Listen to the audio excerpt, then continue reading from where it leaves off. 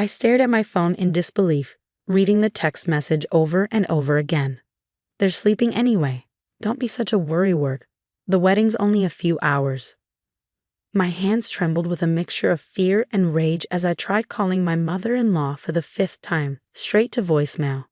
My name is Olivia, and at 32, I never imagined I'd be racing home from a work emergency to find out my mother-in-law had abandoned my toddlers to attend her friend's wedding. When I called her that morning, desperately needing help because my usual sitter was sick and I had to handle an urgent product recall at the pharmaceutical company where I worked, she acted like I was burdening her with my children. Fine, I'll watch them, she'd said with a heavy sigh, but only because James would be upset if I didn't. James, my husband, was away at a medical conference in Boston. He'd been gone for 3 days, and his mother had made it clear she blamed me for his career taking him away from home. Now, sitting in bumper-to-bumper traffic, I called my neighbor, Margaret. Can you please check on my kids? My mother-in-law was supposed to be watching them, but she just texted that she left for a wedding. She did wait. Margaret's voice rose in shock. I'm heading over right now. I have your spare key from when you were on vacation. The next 10 minutes felt like hours as I inched along the highway. Finally, Margaret called back. Olivia, I'm with Emma and Lucas. They're okay, just watching TV, but they're alone. There's not even dinner prepared for them. How long until you can get here? 20 minutes, I said, fighting back tears of relief and anger. Please stay with them. I'll pay you whatever. Don't you dare, Margaret cut me off. Just get home safely. And Olivia, you need to do something about this. It's not okay. She was right. This wasn't the first time Patricia, my mother-in-law, had shown complete disregard for my children's well-being. Last month, she'd forgotten Lucas's peanut allergy and tried to feed him a peanut butter sandwich, then accused me of being dramatic when I got upset. The month before that, she'd let Emma play unsupervised in a front yard because kids need freedom, only for my neighbor to find her wandering toward the street. When I finally pulled into my driveway, I found Emma and Lucas curled up with Margaret on the couch, watching their favorite cartoon. Emma, my 4-year-old, jumped up when she saw me. Mommy, Grandma said we were being bad, so she had to go to a party. My heart clenched. Lucas, just 3, nodded solemnly. We tried to be good, Mommy. I hugged them both close, breathing in their familiar scent of baby shampoo and the strawberry soap they loved. You weren't bad at all, sweethearts. Grandma was wrong to leave you alone. So wrong. After getting them fed and settled in bed, I sat at my kitchen table with my laptop open, methodically documenting everything. The text messages from Patricia, timestamps of my calls, and Margaret's witness statement about finding the kids alone. I'd learned from my years in pharmaceutical compliance that documentation was everything. My phone buzzed again. Another text from Patricia. Wedding was fabulous. The bride looked stunning. Don't wait up. Going to the after party now. Kids are probably asleep anyway, lol. I took a screenshot of the message, adding it to my growing file. Then I made 2 calls, one to my lawyer, Sarah Chin, and one to the non-emergency police line to file a report about child abandonment. The dispatcher's voice was sympathetic but professional as she took down the details. Around midnight, I heard a car pull up outside. Through the window, I watched Patricia stumble slightly as she made her way up the walk, still wearing her party dress and heels.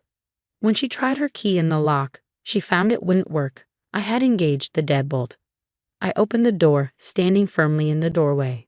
Patricia's face was flushed from drinking, her carefully styled hair starting to wilt. Oh, you're still up. The wedding was wonderful. You should have seen. Your key won't work anymore, I said quietly, and you won't be watching my children again. Ever. She blinked, clearly thrown by my calm demeanor. Don't be ridiculous, Olivia. They were perfectly fine. You're always so overprotective. You left a 3-year-old and a 4-year-old alone for hours. I cut her off. No food, no supervision after telling them they were bad. Do you have any idea what could have happened to them? They were sleeping. She protested, her voice rising. You're blowing this completely out of proportion. Wait until James hears about how you're treating me. Oh, James will hear about it, I assured her. He'll hear about everything, including the police report I just filed. The color drained from her face. Police report? You didn't. I did, and that's just the beginning. I stepped back, starting to close the door. You should get a lawyer, Patricia. You're going to need one. You can't do this, she shrieked, suddenly looking much more sober. They're my grandchildren. They're my children, I corrected her. And you left them alone so you could go party. Actions have consequences. You'll learn that soon enough. I shut the door on her protests, engaging both locks. Through the door, I could hear her continued objections, but I didn't respond. Instead, I went to check on my sleeping children, watching their peaceful faces and letting their gentle breathing calm my racing heart. My phone buzzed again, a text from James. Just got out of today's conference sessions. Everything okay at home? I took a deep breath and typed. We need to talk. Your mother left Emma and Lucas alone for hours to go to a wedding. Call me when you can. Then I sat down at my laptop again, continuing to document everything while waiting for what I knew would be a very difficult conversation. Patricia had no idea what she'd set in motion with her selfish choice, but she was about to find out. No one endangered my children and got away with it. No one.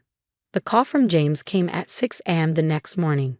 I barely slept, spending most of the night gathering evidence and exchanging emails with my lawyer. This has to be a misunderstanding, James said immediately. Mom would never. Check your email, I interrupted. I sent you everything. The texts, the police report, statements from Margaret. She left our babies alone, James. For a wedding she never mentioned attending. There was a long pause as I heard him clicking through the files. Then his voice changed. She told them they were bad and went to an after party. Keep reading, I said quietly. Another pause. The police report. Olivia, did you have to go that far? She's my mother. And there are children, I replied, keeping my voice steady. What if there had been a fire? What if Lucas had an allergic reaction? What if someone had broken in? I heard him inhale sharply. Finally, he said, I'm catching the next flight home. True to his word, James walked through our door 6 hours later, looking exhausted. The kids ran to him excitedly, and I saw him hug them tighter than usual, probably imagining what could have happened. We'd barely gotten them settled with lunch when Patricia arrived, bursting through the front door without knocking. James, thank goodness you're home. You won't believe what your wife is doing. Stop. James's voice was firm in a way I'd never heard him use with his mother. I've seen everything, Mom. The texts, the police report. How could you leave them alone? Patricia's face crumpled into a practiced sob. They were sleeping. I only went because Diane begged me to come to her wedding. I've been friends with her for 30 years, and now Olivia's trying to turn you against me. By telling me the truth, James cut her off. You abandoned my children, then went to an after-party instead of coming back to check on them. I knew they'd be fine, Patricia protested. You've turned into such a helicopter parent since marrying her. When you were little, I left you alone all the time. What? James exploded. I'd never seen him this angry. You're admitting you did this to me too. Patricia seemed to realize her mistake, backpedaling quickly. That's not what I meant. Times were different then. But these kids are so sheltered. Get out.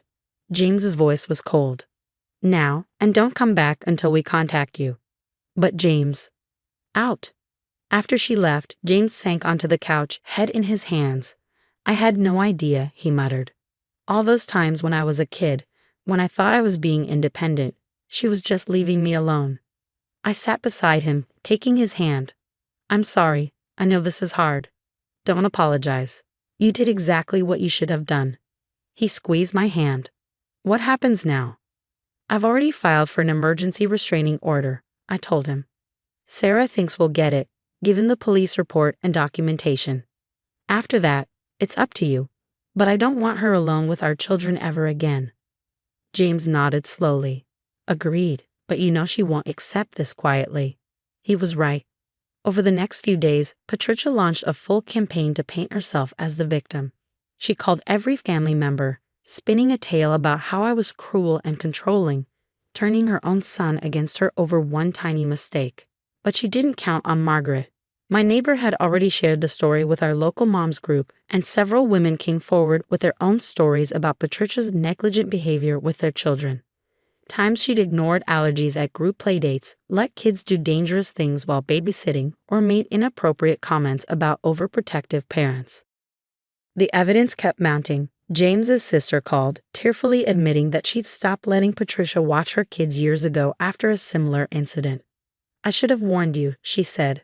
"But Mom's so good at making you feel crazy for setting boundaries." Then Patricia made her biggest mistake. She posted a long rant on social media about modern parents being too soft, bragging about how she left James alone all the time as a child, and he turned out fine. "Screenshot that," Sarah advised when I called her. "It's an admission of a pattern of behavior. The judge will be very interested." By the end of the week, we had our emergency restraining order. Patricia wasn't to come within 100 feet of our home or the children's schools. When she was served with the papers, she showed up at our house, screaming about grandparents' rights. I filmed her entire meltdown from behind our security camera, adding it to our growing file. James watched from the window, his face hard. "I always wondered why I had so many memories of being alone as a kid," he said quietly.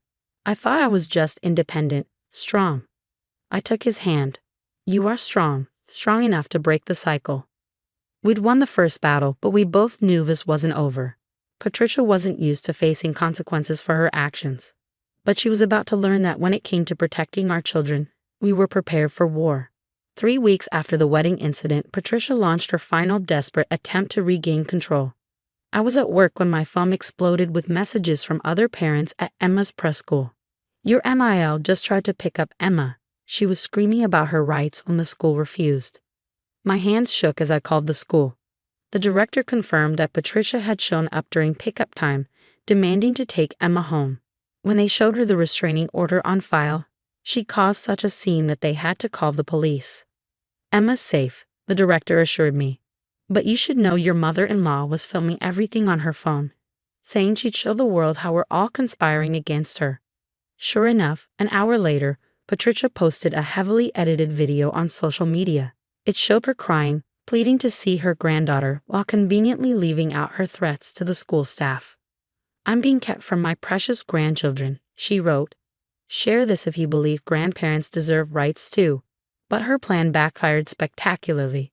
The school had their own security footage, which clearly showed Patricia trying to force her way into the building. She'd also violated the restraining order, giving us exactly what we needed to make it permanent. "She's done," Sarah said when I forwarded her the school's footage. "The judge won't look kindly on this. But there's something else you should know. I did some digging after you mentioned James's childhood. There are old police reports about Patricia leaving him alone as a child. His father tried to use them in their divorce, but she convinced James to testify that he was mature enough to be alone. I felt sick. He was just a child. She manipulated him." "Exactly, and now she's shown she hasn't changed. I'm filing for the permanent order tomorrow." That evening, as James and I tucked our children into bed, Emma asked a question that broke my heart. "Daddy, was I bad? Is that why Grandma left us alone?" James gathered her into his arms. "No, sweetheart, you were never bad. Grandma made a very wrong choice, and that's why she can't see you right now. But it wasn't your fault." After the kids were asleep, we sat in the living room, going through old photos James had found. Pictures of him at 7, 8, 9 years old, always alone in an empty house. "I thought I was so grown up," he said quietly. "She'd tell me I was her special boy, so responsible. I never realized." My phone buzzed. Another message from Patricia, sent through a flying relative's phone since we blocked her number. "You've ruined everything. I raised James to be strong, but you've made him weak. Those children will grow up soft and useless because of you." James read the message over my shoulder, and something seemed to snap inside him. Without a word, he picked up his phone and started typing. Moments later, my phone pinged with a notification, a public social media post from James. To address the recent drama, my mother left my 3- and 4-year-old children alone for hours to attend a wedding. When confronted, she claimed she did the same to me as a child. She's right, she did. But that wasn't independence she was teaching me. It was neglect. The cycle stops here. My children deserve better. The response was immediate. Patricia's carefully crafted victim narrative crumbled as James's posts spread through their social circle. More people came forward with stories, creating a pattern spanning decades. The final hearing for the permanent restraining order was almost anticlimactic. Patricia's own social media posts, the school incident, and the old police reports painted a clear picture. The judge didn't hesitate to make the order permanent. "Your Honor," Patricia tried one last time. "I just love my grandchildren so much. Everything I did was out of love." "Mrs. Henderson," the judge replied sternly, "love doesn't leave toddlers alone. Love doesn't violate court orders. Love doesn't attempt to abduct children from school. You've shown a pattern of dangerous behavior that spans generations. The order stands." Walking out of the courthouse, James took my hand. "Thank you," he said softly. "For what?"